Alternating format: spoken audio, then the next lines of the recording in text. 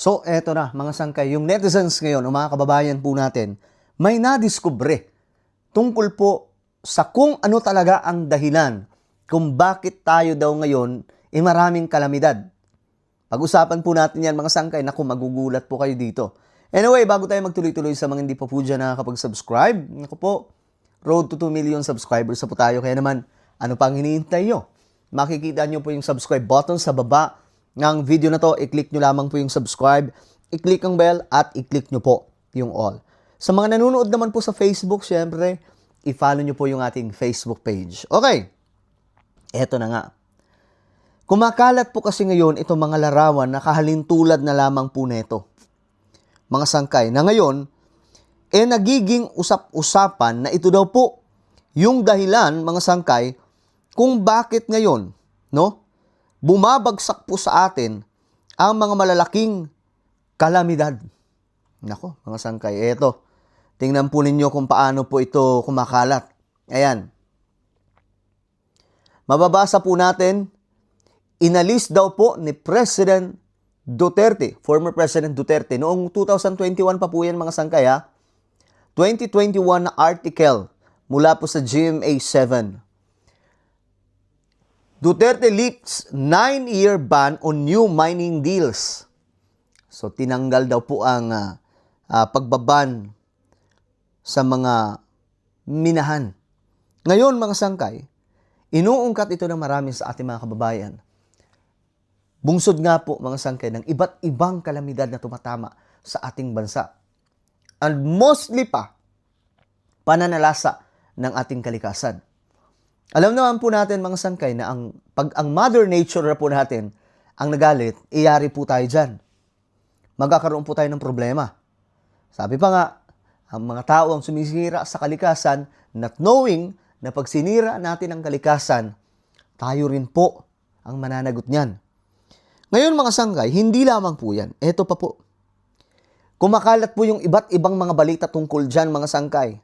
Kung papaano daw po ni dating Pangulong Duterte inalis ang pagbaban sa pagmimina. Kasi noon mga sangkay, nung panahon po ni dating late and former secretary ng DENR na si Gina Lopez, nung siya pa po ang namumuno sa DENR, aba mga sangkay, napakarami po mga minahan, mga malalaking kumpanya ng minahan ang pinasara niya.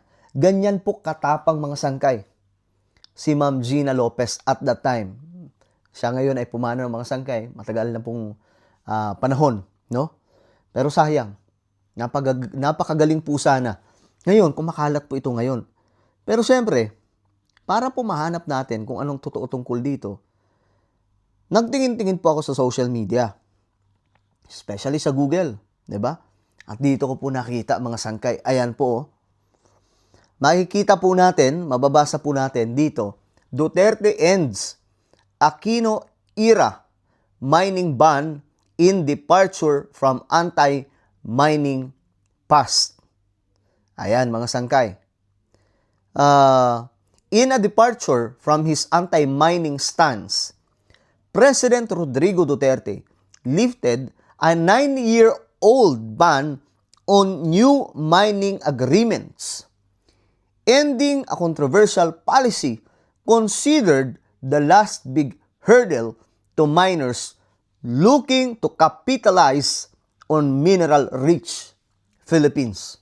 So ano po ang naging resulta nito mga sangkay? Ito 2021 po yan na balita para lang alam po ninyo mga sangkay. Ayan po. 2021. Kasi, nung si Ma'am Gina Lopez pa ang namumuno dyan sa DENR, pinagbaban niya yan mga sangkay yung mga minahan. Kasi nga po, si Ma'am Gina Lopez ay talagang gusto niya na ma-preserve ang ating kalikasan. At huwag po tayong mamroblema in the near future. And kung ano man ang nakikita po natin ngayon, anong nararamdaman po natin ngayon mga sangkay, bunga po yan ng kung ano man po ang ginawa nila sa ating kalikasan. Okay ba?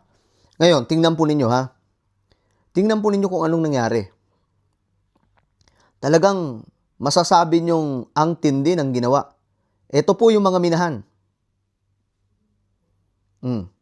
Kagaya po na ito. Malaki po ang naging damage yan mga sangkay ng ating kabundukan. O ito pa, lalong-lalo na po ito mga sangkay. Sa Sierra Madre, yan po ang nangyayari. Yan pa ang isa sa mga, kumbaga, delikado ngayon. Kasi minimina po yung ilang part ng Sierra Madre. Yan, sinasabi po nila, yan daw po yung malaking bundok na nagpapahina di umano sa mga bagyo na tumatama sa Luzon. Pero hindi ko alam kung gaano katotoo yan. Pero every time kasi na may bagyo, kumakalat po yung mga sangkay na information. O ayan, no? Tingnan po ninyo ang ginagawa nila sa ating kalikasan. Ngayon, dahil nga po no, sa di umano ginawa ni PRRD. Ito po ang, kumbaga, inaano ng netizens. Sabi po dito mga sangkay sa post in April 2021. Former President Rodrigo Duterte, ayan po binabasa lamang po natin, lifted a 9-year moratorium on new mining permits in the Philippines. Through Executive Order 130. This decision was a departure from previous anti-mining stances and was met with both support from the mining industry and criticism from environmental groups. So kahit ako mga sangkay, if you will ask me, if you are going to ask me, guys, kung ano ang stand ko dito pagdating po sa pagmimina, against po ako dyan, mga sangkay. Kasi, alam nyo, tayong mga tao, binigyan po tayo ng Diyos ng dominion. Ibig sabihin, tayo po ang tagapamahala ng lahat ng mga bagay sa mundong ito. Na ang ibig sabihin lamang, alagaan po natin ang lahat ng iyan. Pero anong ginawa ng tao? Imbis na alagaan po ang ating kalikasan, winawasak po natin dahil nga po sa kasakiman ng tao. Alam nyo, the more na nagiging mataas ang teknolohiya natin ngayon, the more na nagiging modernized ang ating mundo, ang ating kalikasan naman ay nawawasak. Kaya nga, magpasalamat po tayo sa ibang mga bansa na kahit po na modernize po yung kanilang bansa, sinisikap po nila na maibalik ang kalikasan na nasira. No? Kasi talagang babalikan at babalikan po tayo niyan. Nagaya niyan, minimina po yung, di ba yung sa Dolomite? Ako, walang problema ako, yung Dolomite Beach. Actually, malaki ang pasalamat ko dun kasi nalinis, kasi ang baho po talaga niyan. Pero, ang masama lamang po doon, kasi yung mga bato nun, galing po sa kabundukan, doon po sa Cebu. Makita nyo mga sangkay, yun ang isa sa dahilan kung bakit binaha ang Cebu ng ganun, katindi. Kasi nga po, nung panahon po ni Tatay Digong, nagkaroon po, ewan ko sino ang nagsuggest na para maayos ang Manila Bay, lagyan natin ng puting buhangin, yung Dolomite. Yan, tawag ngayon, Dolomite Beach sa Manila Bay. So yun yung ginawa. Imagine niyo, hinakot po yun mga sangkay. Yung mga bato galing po sa kabundukan. So ano nangyari? Ayun, binaha ang Cebu at nakakalungkot ang nangyari. Napakarami pong pumanaw mga sangkay. Kaya nga, ang naisip ko lang doon, malilinis naman ang Manila Bay kahit hindi po gawin yon, no? Linisin lang, gawan po ng, halimbawa, taniman doon ng mga mangroves or kung ano pang mga bagay na pwedeng maglinis doon mga sangkay. Kasi nagawa po yan noong panahon ni Ferdinand D. Marcos, napakalinis po niyan. Pati po yung Pasig River, no? Pero dahil nga andyan na yung Dolomite na yan, wala na po tayong mahagawa. Alam nga, ibalik natin yan doon. Siguro ang kailangan nilang gawin ng maraming mga official ngayon, pagandahin po ang Manila Bay. Kasi andyan na yan Nandyan na yan, hindi na po yan pwedeng ibalik doon. Pero ayun na nga po mga sangkay, ito po ay nadiskubre ng maraming mga netizens na tinanggal po itong pagbaban sa mga minahan noon, mga sangkay, sa panahon po ni PRRD. Kasi nung panahon po ni Ma'am Gina Lopez, nung siya po ang DENR Secretary, naku, walang makapalag dyan mga sangkay. Talagang, pag sinabing bawal, hindi po sila makapalag dyan. Pero ngayon mga sangkay, ito na po ang nangyari. 'Di ba? So kawawa ang Pilipinas kasi tayo po ang binabalikan tayo ng kalikasan ngayon.